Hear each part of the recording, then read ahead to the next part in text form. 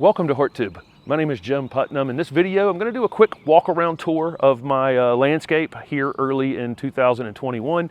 It's still mid-March and all the perennials are still asleep, and so there's not a lot going on, but all my bulbs that I planted in the fall are coming up, and I wanted to show that. We had a ton of rain this winter, and so my pansies don't look particularly great, but they are, in the last week or two, really starting to show, come back to life, really. They were just drowning here. I feel fortunate that I didn't have the severe cold that other people did in other parts of the country. It got cool to cold and just stayed there. And so everything has stayed asleep. There's no damage and that kind of thing. So I'm very thankful of that. Let's get started walking around here. So the camera was pointing in the direction Holly was standing there on the other side of the driveway. There were just hundreds and hundreds of daffodil bulbs over here that were popped out of the ground and divided, and they're all coming back nicely, just spread out more evenly. Lots of them were just given away. I mean, this was solid daffodils last year. They should be happier now with a little space between them. My blueberries are all in the process of almost about to bloom, and these right here in full flower right there. And one thing that was kind of a nerve-wracking one was if I'd have gotten that severe cold that they had back in Texas, my guava would not be in very good shape right now, but it seems to have made it through just fine. So looking what is south across the front yard here, this is that Butterfly Towers butterfly bush. These are actually going to be released next year. That's a white one right there. It just kind of never went dormant. Pansies, like I said, look much better. It's hard to believe that this is the much better version, but we were just getting so much rain. They were drowning out here. The same thing with the snapdragons, but they're popping back to life pretty quick. Tulips in the middle here. There's some bright yellow tulips that should come on and look. I think about a week and a half before they're flowering here. Coming along this way. Of course, the clethra and other things are still asleep at this point. There's some ground cover phlox that was planted here along this bank. These are going to be new steps going in here, and you can't really tell the grade, but the future sidewalk's going to curve right here, so that's why there's nothing planted there. The snapdragons up on the hill look a little bit better. They should be blooming again here in the next week or so. They've got lots of new growth on them. Those Leanne Clara that I planted across here just look fantastic, really. All my containers came through nicely this winter. I've got these giant Peruvian Scilla that have broken the ground right here. Can't wait for these to bloom. They were big flowers, or big bulbs when they went in. And then the Miss Lemon Abelia is looked good through the winter. I planted this ornamental blueberry here a few weeks ago in a video. There's daffodils and tulips breaking the ground everywhere. More tulips right there. I don't remember what color those were at this point, but again, most everything is breaking the ground and coming back to life. Hyacinths right there. They're in several places in the front yard here. Containers all came through pretty well through this first winter out here. The zoysia grass obviously still very dormant, but looks great. It's thick and full, and as soon as soil temperature warms up, this grass will look fantastic. Another group of pansies that looked really terrible 2 weeks ago that are now up and looking pretty good, really. And more tulips there. Containers, again, looking pretty good. There's some galanthus that were planted here, and of course these bulbs are going to be small this first year, but these galanthus will colonize in this area.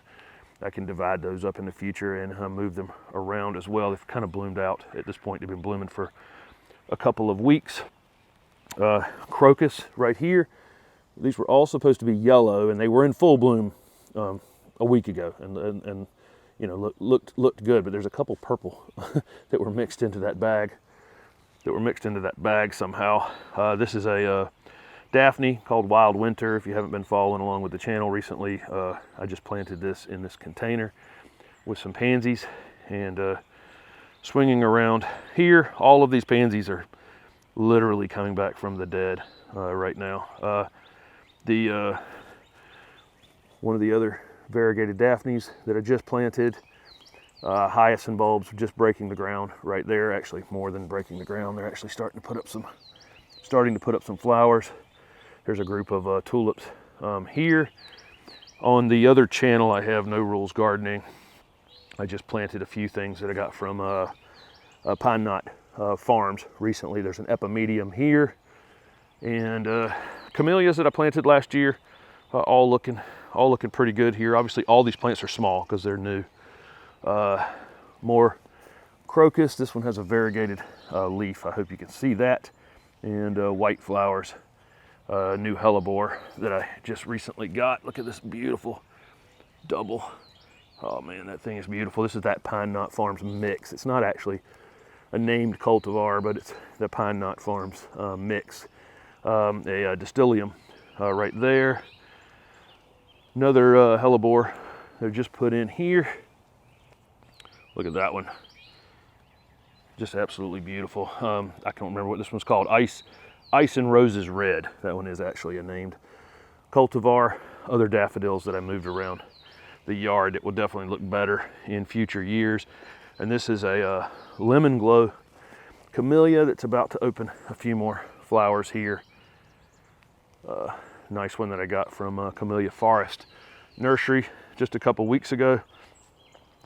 Tiny little oak leaf hydrangea that's about to get going again right there. And let's see, here's some daffodils that were planted again. They're kind of small this first year, but these are the multis, or the ones that have multiple flowers on the same bulb. I just planted this Burning Love Lakothoi. It was solid purple when I planted it, or much more purple when I planted it, and now it's on its way to greening up for the summer, but still has those red stems on it right there. And some Sarcococa right here, sweet box. The Edgeworthia that I planted is now in full open flower. You can smell it from a mile away. Small one, of course. And then some random daffodils that were relocated. I'm about to take out these couple azaleas here, and these walls that go around these beds that were already on the house here are about to come out, and all of this stuff kind of be more connected together. This is an Autumn Majesty Encore Azalea. This is a new variety for this year, and it already is opening a few flowers down there. This is that new double purple. So I have a ton of plants all over the place that need to be planted. This is the south side of my screen porch that was built last year. These are those heartthrob hydrangeas right here that are just waking back up. This winter Daphne was planted 2 weeks ago now. It's finished flowering, but the new growth is coming fast and furious on it. New gardenia I've planted here that I will eventually do a video on. It's not actually a new release in a year. This is an orange flowering osmanthus here. It gets orange flowers on it, and it kind of smells like orangey as well. That's new growth is coming out on. This is that Juliet Clayera. This thing should put on quite a bit of growth here in the next few weeks. My Sunshine Ligustrum, like everybody's, really thinned out mid-winter this year. They always lose leaves. Generally speaking, the old leaves fall off as the new leaves are coming on, which is what's happening now with the new leaves. But the old leaves had actually fallen off a little prematurely this year. It wasn't abnormal though. I've seen it many times that privet will do that. Gardenias, all the gardenias I planted last year are looking good and should put on some growth this spring. That's actually a Weigelia right here that's asleep. I don't think I've shown this tree form Encore Azalea right here, but this is actually an Encore Azalea that's been tree formed. This is a Fats hedra right here, which is a combination of Fatsia and ivy, but basically a non-aggressive variegated ivy is kind of what it is. I've got containers that, again, they were also too wet all winter long, but they're starting to come back here. There's kale and snapdragons, a barberry that I have in there that's coming back out. There's a kohlrabi right here, but something came and ate the top off of, but that's actually kohlrabi in that container right there. Tons and tons of plants that I have to go in the ground, and I'll show you an even bigger group than that in just a minute. I'm in the process of planting this new palm that I have. That video should be up soon into this container right here. Several container planting jobs going on. My osmanthus fragrans is in full bloom. I've shown it a few times recently in videos. It's basically bloomed for the last 6 months. It smelled like that out here. All the azaleas that were planted last year look good, and they should be blooming pretty soon. Again, most of the plants out here are kind of small. The splotchy mulch you see out here is I had some extra mulch left over from when I mulched before, and I came in here and just covered some thinner spots. Butterfly bush, I did a pruning video, just, I don't know, a month ago or so, and you can see how much that thing's already come back out here in the middle of March. And other azaleas here. This is another Miss Lemon abelia. You can see just kind of a bright shot of color out here. There are a lot of perennial flowering things out here that have not come back up. This container with the kale and the plum yew in it looks pretty good.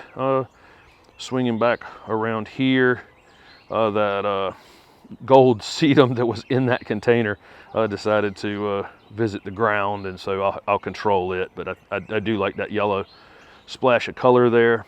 Here's the other Daphne that was recently planted. That's a white flowering one. And then a container here with a cryptomeria in it. Pansies that I planted back here, again, were drowning, but they're coming back pretty quick. The other sunshine ligustrum doing exactly the same thing as the other one was.